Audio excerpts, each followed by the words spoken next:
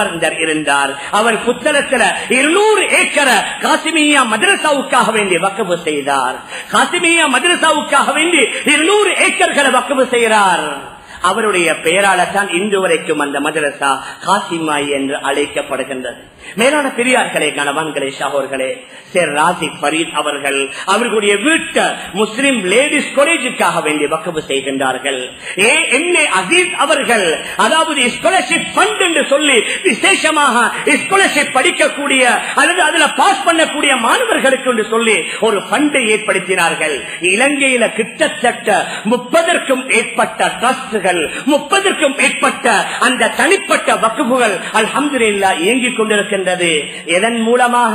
நம்முடைய மூதாதையர்கள் அவர்கள் செய்த வேலையின் மூலமாக.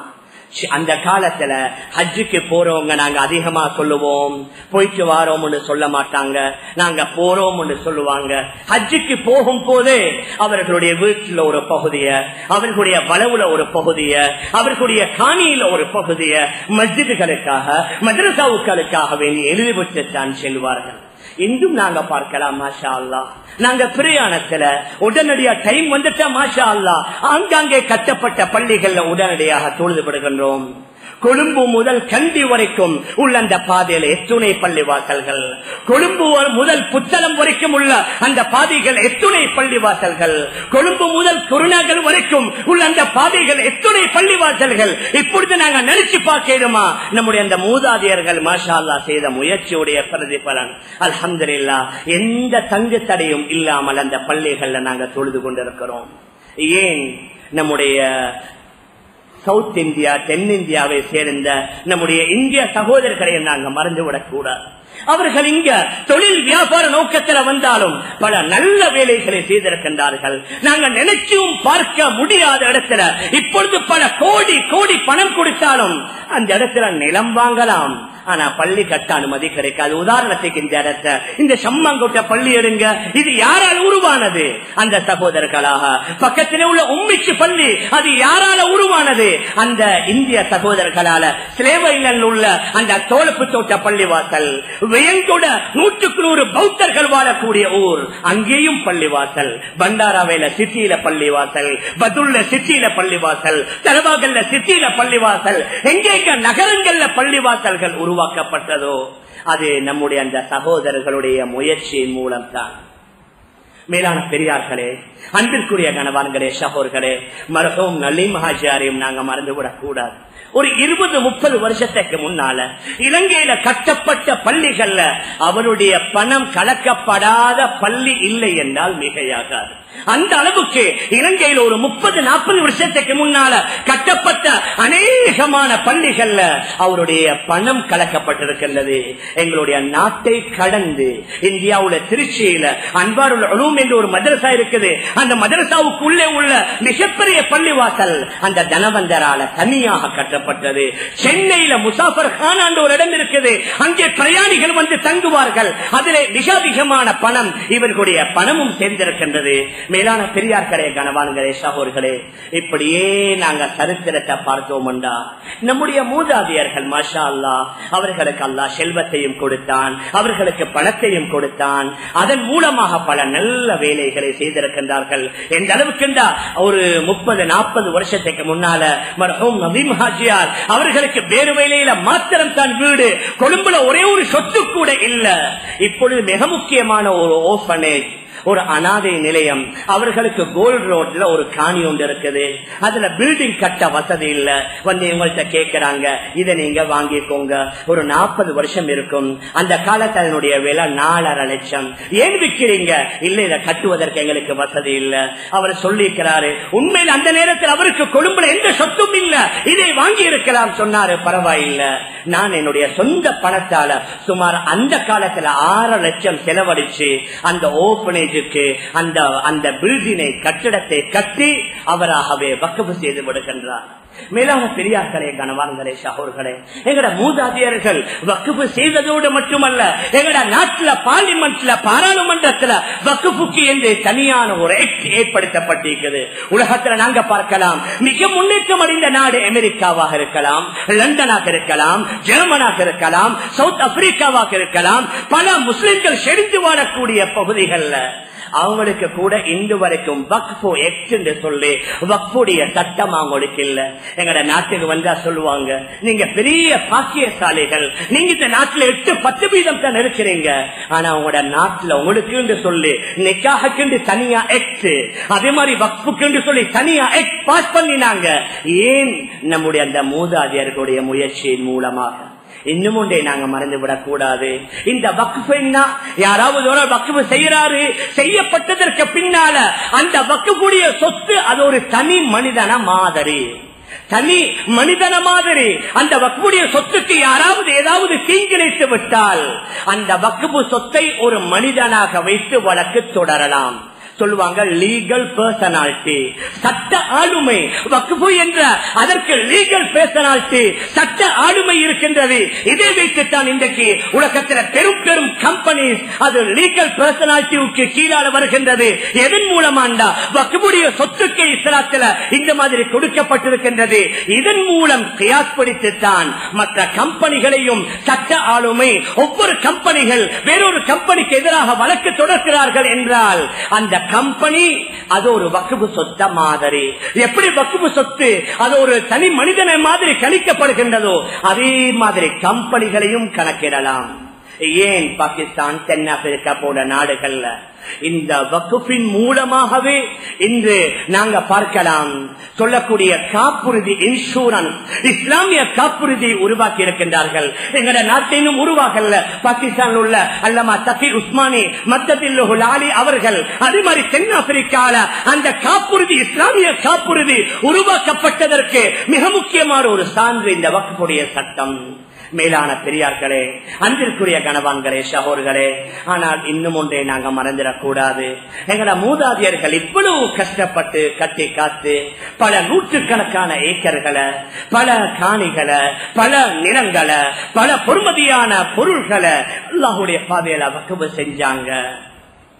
ஆனால் ஒரு சில இடங்களில் அதனுடைய பராமரிப்பு சரியாக நடப்பதில்லை.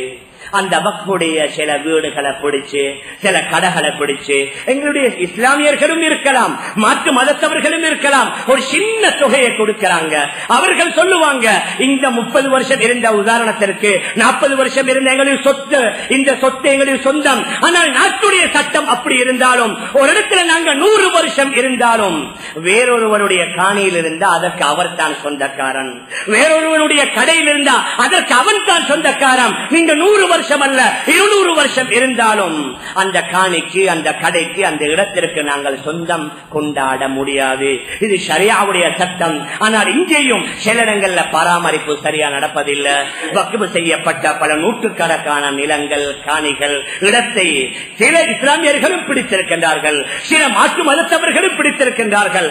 அதிலும் கவலைக்குரிய விடயம், சில இடங்கள்ல இஸ்லாத்தில் தடுக்கப்பட்ட சில விடயங்கள் கூட அங்கே நடந்து கொண்டிருக்கின்றன.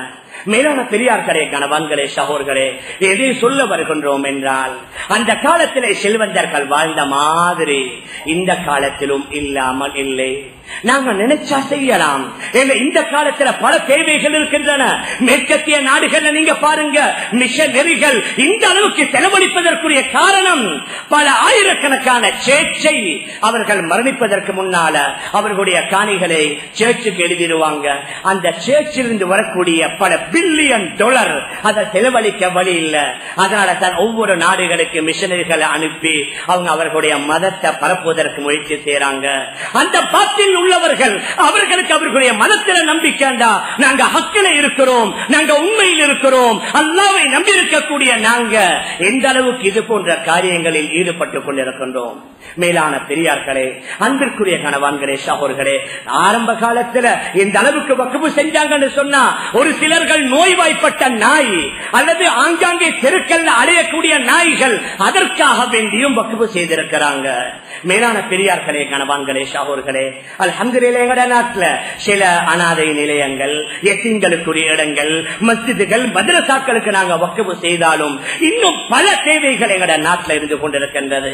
உதாரணமாக நாங்க பார்த்தோம் என்றால் ஓரளவு O level A level எக்ஸாம முடிக்கிறாங்க, அதற்கு மேலான கல்வியை தொடருவதற்கு வசதி இல்ல, அவர்களுடைய கல்விக்காக வேண்டி நாங்க ஏதாவது ஒரு ஏற்பாட்டை செய்யலாம்.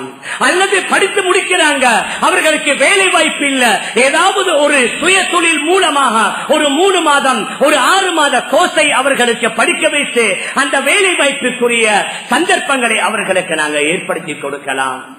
அதை விட ரொம்ப கவலையான விஷயம், எங்கள நாட்டிலிருந்து பல லட்சக்கணக்கான இவாலிப பெண்கள் வெளிநாடுகளுக்கு சென்றிருக்கிறாங்க. விசேஷமாக அரேபிய நாடுகளுக்கு சம்பாதிப்பதற்கு சென்றிருக்கிறாங்க. போனவர்களில் சிலர் மிக மோசமாக ஒழுக்கக்கேடான விஷயங்களில் ஈடுபடுறாங்க. இதற்குரிய மூல காரணம் என்ன? அவர்களுக்குரிய வறுமை. மேலான பெரியார்களே, கணவான்களே, சகோதரர்களே, வீடுகளுக்கு உள்ளேயே இருந்து அந்த கஷ்டப்படக்கூடிய பெண்மணிகளுக்கு ஏதாவது ஒரு சுய வேலை வாய்ப்பை நாங்கள் தாராளமாக ஏற்படுத்தி கொடுப்பதற்கு வக்ஃபு போன்ற ஏதாவது ஒன்றை செய்யலாம். ஏன் இந்த நாட்டில் உள்ள 2000க்கு மேற்பட்ட பள்ளிவாசல்கள், அங்கே இருக்கக்கூடிய இமாம்கள், ஹத்தீபுகள், மஸ்ஜிதுகள் உள்ள இமாம்கள், அங்கே வேலை செய்யக்கூடிய முஅத்திரீன்கள் 30 வருஷம் வேலை செய்யறாங்க, 40 வருஷம் வேலை செய்யறாங்க. அதற்கு பின்னால ஏதாவது ஒரு நோய் வந்துட்டா, ஏதாவது ஒரு பலகீனம் வந்துட்டா, இப்ப பள்ளி நிர்வாகத்தால உங்களுக்கு ஒரு 3 மாத சம்பளத்தை நாங்க தாரோம், நீங்க பேசுறங்க. 30 வருஷம் வேலை செஞ்சிருப்பாரு, 40 வருஷம் வேலை செஞ்சிருப்பாரு, ஒரு 3 மாத செலவையை கொடுத்து அனுப்பி வச்சா அந்த முஅத்தின் அல்லது அந்த இமாம் என்ன செய்வாங்க? சாதாரண உலகத்துல படிக்கக்கூடிய மாஸ்டர்மாருக்கு பென்ஷன் இருக்குது, ஆனா எங்கட உலமாக்களுக்கு என்ன இருக்குது? எங்கட முஅத்தின்களுக்கு என்ன இருக்குது? மேலான பெரியார்களே, கணவான்களே, சகோதரர்களே, ஏன் சமீப காலத்துல பயங்கரமான நோய்கள், கேன்சர் என்று வருது. ஒரு இன்ஜெக்ஷன் போட சில வேலை 25,000, சில வேலை 50,000. அவங்களுக்கு வசதி இல்ல. இது போன்ற பயங்கரமான நோய்கள் வருது. அந்த நோய்களுக்கு வைத்தியம் செய்வதற்கு கூட வசதி இல்ல. நாங்க ஒரு ஃபண்டை ஆரம்பிக்கலாம். யாரு மிகவும் கஷ்டத்தில் இருக்கிறார்களோ அவர்களுடைய நோய்களுக்குரிய வைத்திய செலவை ஏற்பாடு செய்து கொடுப்பது. ஆயிரக்கணக்கான பெண்மணிகள் விதோசாக இந்த விதவைகளாக இருக்கின்றார்கள். அவர்களுக்கு வாழ்வு கொடுப்பதற்கு எவ்வளவு பெரும் தொகையான பணங்கள் தேவையாக இருக்குது. மேலான பெரியார்களே, அன்பிற்குரிய கணவான்களே, சகோதரர்களே, அதனால நாங்க பார்க்கலாம் ஓரளவு வசதியானவங்க நிறைய பேர் இருக்கிறாங்க. நல்ல பெரும் வசதி கொண்டவர்களும் எங்கட சமூகத்துல ஒரு 5% 10% இருக்கிறாங்க. ஆனா சேர்க்கிறாங்க அதற்கு ஒரு எல்லையே இல்ல. அவங்களுக்குள்ள வீடுகள் கொஞ்சம் இருக்கும், ஆனா கட்டிடங்கள், அவங்களுக்குள்ள பில்டிங், அவர்களுக்குள்ள காணி, அவர்களுக்குள்ள சொத்துக்களை நாங்க பார்த்தோம்டா 8-10 பரம்பரைக்கு போதுமானது. ஆனா எல்லாத்தையும் சேர்த்து வச்சுட்டு மௌத்தா போனா அந்த புள்ளங்களுடைய தீன் இல்ல, அந்த குழந்தைகளுக்கு அல்லாஹ்வுடைய பயம் இல்ல. அது எல்லாத்தையும் அவங்க அநியாயமா செலவழித்து இன்னும் நாங்க பார்க்கலாம். ஒரு சில ஆக மூத்த செல்வந்தர்களுடைய குழந்தைகள் இன்றைக்கு அவங்களோட வாகனத்துக்கு பெட்ரோல் ஊட்ட கூட வசதி இல்ல, அவங்களோட வாகனங்களுக்கு டீசல் அடிக்கக்கூடிய வசதி இல்ல, அவங்களோட அங்க போறதுக்கு பஸ்ல போறது கூட வசதி இல்ல. மிக பெரும் தொகை பணத்தை விட்டாங்க, அவர்களுக்கு தீன கொடுக்கல, எப்படி செலவழிக்கணும் என்று படிச்சு கொடுக்கல. அது வீணான காரியங்களை செலவழிச்சு இன்னைக்கு வெறும் கையோடு இருக்கிறாங்க. ஏதோ எங்கட புள்ள ஒரு மகளோ ஒரு மகனோ 2 பேரோ 3 பேரோ இருக்கிறாங்க.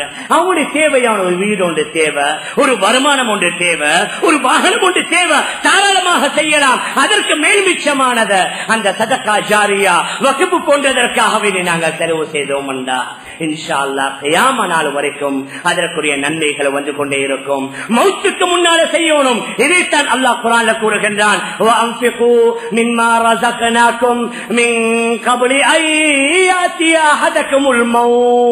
மரணம் வருவதற்கு முன்னால நீங்க உங்களுக்கு தந்திருக்கக்கூடியவைகள் இருந்து தாராளமாக செலவு செய்யுங்க. மரணம் வந்து விட்டதுண்டா ஃபயகூல ரப்பி லௌலா அഖர்தனி இலா அஜலின் கரீப் ஃபஅஸ்தக வஅகும் மினஸ் சாலிஹீன். யா அல்லாஹ் என்னுடைய உயிரை வாங்கி விடாதே, என்ன கொஞ்சம் பிற்படுத்திடு. என்னுடைய பணத்தை இப்ப நான் சதக்கா கொடுக்கிறேன், என்னுடைய பணத்தை இப்பொழுது நான் நல்ல வழிகளில் செலவு செய்கின்றேன், என்னுடைய பணத்தை இப்பொழுது நான் வக்ஃப் செய்கின்றேன், நல்ல அமல் செய்து நல்லவர்கள் சேர்ந்து விடுகின்றேன் என்று அல்லாஹ்ட்ட கெஞ்சுவான், அல்லாஹ்ட்ட கதறி கேட்பான். அல்லாஹ் கூறுவான்,